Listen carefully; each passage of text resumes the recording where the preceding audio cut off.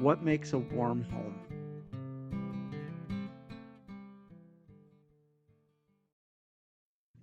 Entry 6. Air conditioning. The shovel scrapes and grates against the ground as I press down with my foot. With each shovelful, I make slow progress around the edge of the mulch bed my wife and I are working on. The stony dirt resists with every motion, blocking my way with rocks too big to crack.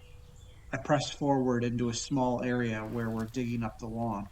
The grass and its roots cling to the soil, creating great chunks of earth that wedge loose as I pull back on the shovel. My back aches in the late afternoon. I've already cut in half the pavers that will edge the bed. Earlier, I trimmed the overgrown shrub to make room for the flowers we want to enjoy. My wife steadily digs out every blade of grass and every weed that grows where it shouldn't.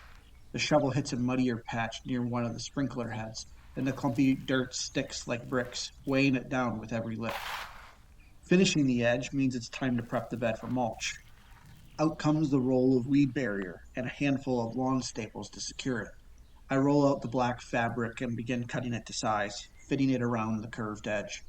Carefully trimming around the shrub and the newly planted rosebush, my wife lays out the flowers in the pattern she envisions, and I cut holes in the fabric to make space for them.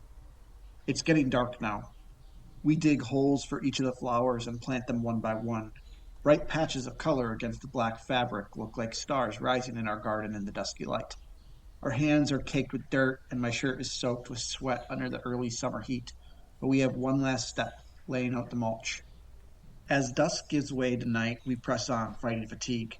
Rain is coming tomorrow, and we want to finish. My wife pulls out her phone for a flashlight while I drag bag after bag of mulch into the prepared bed. I spread it out thick, making sure to cover the fabric and even out the lumps. As I near the flowers, I work carefully, nestling each bloom in mulch like a mother swaddling her baby. Finally, the work is done. My wife grabs the hose and waters everything in while I begin cleaning up the yard. My arms are dusted with mulch, and I'm longing to go inside.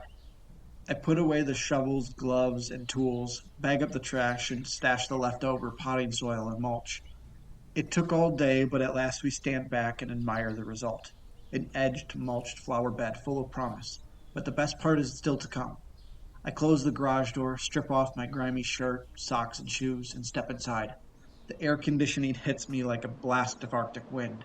Like a car's radiator, it begins to cool my overheated system. My weary head rejoices in the refreshing wave of relief. I stand under the vent, letting the air wash over me, muscles relaxing, the strain of the day easing away. As the sweat evaporates and the cool begins to settle in, I reflect on the work we accomplished and feel grateful for life's simple pleasures: air conditioning, a glass of cold water, and the next joy waiting for me: a hot shower. Thank you for listening to What Makes a Warm Home. To start creating your warm home, visit etsy.com/shop/warm home candles co. If you enjoyed this audio journal, I would appreciate it if you hit subscribe or left a review. I will be publishing a new audio journal every week on Wednesday at noon on YouTube and Spotify. You can also find warm home brands and candles on Facebook and Instagram. And lastly, remember, a warm home isn't just about the things in your home, but about the people who live there and the grace and peace God gives them every day.